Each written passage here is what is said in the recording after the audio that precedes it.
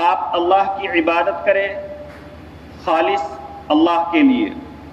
الا للہ الدین الخالص، آگاہ رہو، خبردار، اللہ کے لیے وہی عبادت ہے جو خالص اسی کے لیے ہو.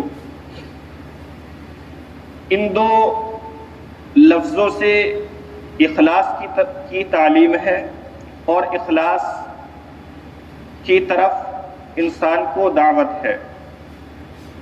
اخلاص کہتے ہیں، اخلاص خلوص سے آتا ہے. خلوص کے معنی آتے ہیں کہ جس عمل کو جس کے لیے کیا جائے اس کے اندر خالص اسی کی رضا مقصود ہو، اسی کی رضا مقصود ہو. خلوص کے لیے 4 چیزیں اہم ہیں. نمبر 1، خلوص کے اندر دوام ہو. خلوص کے اندر دوام ہو. انسانی زندگی ایک مرحلہ ہے، اس کے اندر لڑکپن، جوانی، بڑھاپا، روز و شب، دن رات، صبح شام، گردش ایام اور مختلف مراحل، خوشی، غمی، تکلیف، بیماری، فقر، مالداری کے آتے رہتے ہیں. تو اخلاص کا پہلا مطالبہ ہے کہ اخلاص کے اندر دوام ہو، یعنی ہمیشگی ہو. یہ نہیں کہ کسی وقت کسی عمل کے اندر اخلاص کر لیا اور کسی وقت چھوڑ دیا. اخلاص کا پہلا مطالبہ ہے کہ اخلاص کے اندر دوام ہو، ہمیشگی ہو. دوام ہو اور ہمیشگی ہو. اخلاص کا دوسرا مطالبہ ہے کہ اخلاص علم کے ساتھ ہو، کیونکہ بغیر علم کے اخلاص معتبر نہیں ہے. بغیر علم کے اخلاص معتبر نہیں ہے، کیونکہ کس عمل کا اخلاص کیسے ہے یہ آپ کو علم بتلائے گا، ورنہ پھر انسان اپنی عقل سے طے کرے گا کہ اس عمل کا اخلاص یہ ہے، جبکہ وہ اس عمل کا اخلاص نہیں ہوگا بلکہ کوئی دوسری چیز ہوگا، اور انسان اس چیز کو یہ سمجھے گا کہ یہ اخلاص ہے، جبکہ حقیقت میں اخلاص کا اس سے دور دور تک واسطہ نہیں ہوگا. تو اخلاص کا دوسرا مطالبہ ہے کہ اخلاص اس طریقے پر ہو جس طریقے پر دین اس سے چاہتا ہے، نہ کہ اس طریقے پر جس طرح سے انسان اللہ کو دینا چاہتا ہے. اخلاص کا تیسرا مطالبہ ہے کہ اخلاص کی حقیقت انسان کو معلوم ہو کہ اخلاص کیا ہے، کیونکہ جب تک انسان کو اس چیز کی حقیقت ہی پتہ نہیں ہوگی تو پھر وہ اس عمل کو انجام کیسے دے گا. آدمی کو یہی نہیں پتہ ہو کہ نماز کیسے پڑھنی ہے تو پھر نماز کو صحیح طور پر پڑھ کیسے سکتا ہے. آدمی کو یہی نہیں پتہ ہو کہ حج کیسے کرنا ہے تو وہ حج کو صحیح طور پر کیسے بجا لا سکتا ہے. آدمی کو یہی نہیں پتہ ہو کہ وہ وضو کیسے کرنی ہے تو پھر وہ صحیح انداز میں وضو کیسے کر سکتا ہے. تو انسان کو یہ پتہ ہو کہ اخلاص حقیقت میں ہوتا کیا ہے. ایک حدیث سے زیادہ واضح طور پر اس بات کی وضاحت ہو جاتی ہے.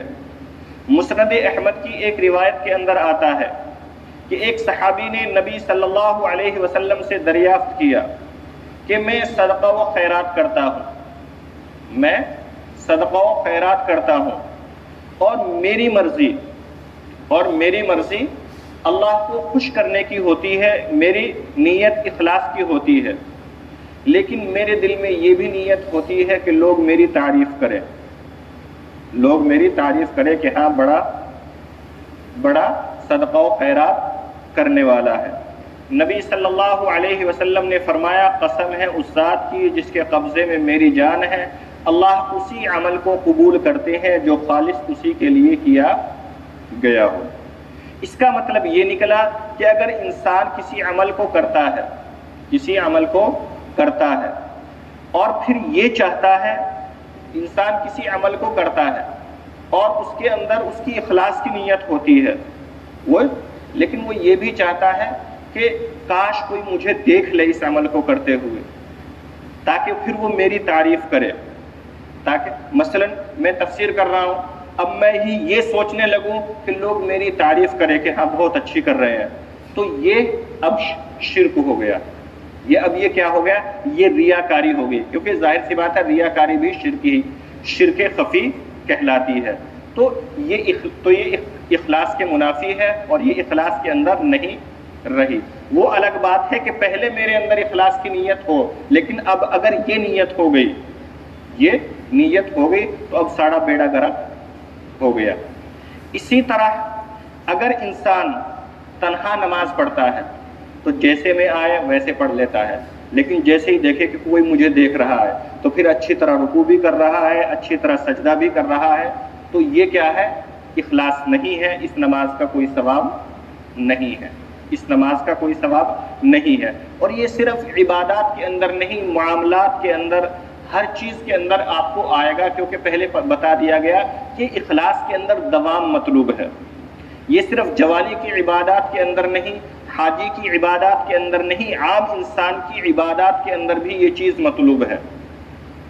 اخلاص کے اندر دوام مطلوب ہے۔ انسان کی حالت کے اعتبار سے اخلاص مطلوب نہیں کہ جی اس کا اخلاص ایسا ہے، اس کا اخلاص نہیں۔ اخلاص کے اندر دوام مطلوب ہے۔ ہر انسان سے ایک ہی درجے کا، ایک ہی طرح کا اخلاص مطلوب ہے، ورنہ انسان چھوٹے پر اکتفا کر کے اپنے لیے رخصت کا پہلو نکال لے گا اور پھر دوسرے کے لیے بڑے درجے کا پہلو نکال کر اس پر طعن و تشنیع کرنے لگ جائے گا، اس پر طعن و تشنیع کرنے لگ جائے گا۔ تو اخلاص کے اندر دوام بھی ہو، اور اخلاص کی حقیقت کیا ہے؟ اخلاص کی صرف اتنی حقیقت نہیں ہے کہ وہ خالص اللہ کی رضا کے لیے ہو۔ اخلاص کی حقیقت میں یہ داخل ہے کہ مخلوق سے اس عمل پر کسی چیز کا طالب نہ ہو، حتیٰ کہ اتنا بھی طالب نہ ہو کہ دو لفظ میری تعریف میں کہہ لے یا میرے بارے میں اچھا خیال کر لے۔ اگر انسان یہ سوچ لے کہ میرے بارے میں اچھا خیال کریں یہ اس عمل کو دیکھ کر، تو یہ بھی کیا ہے؟ ریا ہے اور اخلاص کے منافی ہے۔ کیونکہ نبی صلی اللہ علیہ وسلم سے جس صحابی نے سوال کیا، انہوں نے یہی کہا تھا کہ میری نیت اخلاص کی ہوتی ہے، میری نیت اخلاص کی ہوتی ہے۔ اسی طرح آپ نے ایک حدیث پہلے پڑھی سنی ہے، فمن کان یرجو لقاء ربہ، کہ جو شخص اپنے رب کی رضا کی امید رکھتا ہے، فلیعمل عملا صالحا، تو وہ نیک کام کرے، ولا یشرک بعبادت ربہ احدا، اور اپنی رب کی عبادت میں کسی کو شریک نہ کرے۔ اس کے تحت ایک حدیث ذکر کی گئی تھی کہ ایک صحابی نے نبی صلی اللہ علیہ وسلم سے سوال کیا کہ یا اللہ، میں رات میں بہت زیادہ تہجد پڑھتا ہوں، نماز پڑھتا ہوں، لیکن میرا دل چاہتا ہے کہ کوئی مجھے دیکھ بھی لے، میرا دل چاہتا ہے، میرے دل میں یہ خواہش پیدا ہوتی ہے کہ کاش کوئی مجھے دیکھ لیتا اور پھر تعریفی چند کلمے کہہ دیتا۔ تو پھر نبی صلی اللہ علیہ وسلم نے اس پر یہی فرمایا کہ اللہ اسی عمل کو کرتے ہیں جو خالص اسی کے لیے کیا گیا ہو۔ تو اب اخلاص کی حقیقت سمجھ میں آ گئی کہ اخلاص کہتے کس کو ہے۔ اخلاص کے ساتھ میں کیا گیا عمل پہاڑوں جیسے عمل سے بھی زیادہ بڑا ہے۔ اخلاص کے ساتھ کیا گیا چھوٹا سا عمل پہاڑوں کے جیسے عمل کیے ہوئے عمل سے بھی زیادہ بڑا ہوتا ہے۔ نبی صلی اللہ علیہ وسلم کی حدیث ہے، اخلص فی دینک یکفیک قلیل من العمل، کہ اپنے دین کے اندر اخلاص پیدا کر لو، یکفیک قلیل من العمل، تو تمہارا تھوڑا عمل ہی کفایت کر جائے گا، تمہارا تھوڑا عمل ہی کفایت کر جائے گا۔ لیکن اگر اخلاص نہ ہو یا اخلاص کے اندر ہی ملاوٹ ہو گئی ہو تو پھر بڑے سے بڑا عمل بھی کفایت نہیں کرے گا۔ بسا اوقات ایسا ہوتا ہے کہ اگر ہم دیکھیں تو اکثر صحابہ کے معمولات یا عبادات اتنی زیادہ نہیں ہیں جو ہمارے بزرگوں کی تھی۔ بات کو نوٹ کریں، اکثر صحابہ کی عبادات، ریاضات، مجاہدات بعض صحابہ کے ہیں، بعض صحابہ کے ہیں، بعض صحابہ کے ہیں، اور یہ بات مفتی شفیع صاحب نے بھی اور مفتی سعید احمد صاحب پالنپوری نے بھی تفسیر ہدایت القرآن کے اندر لکھی ہے۔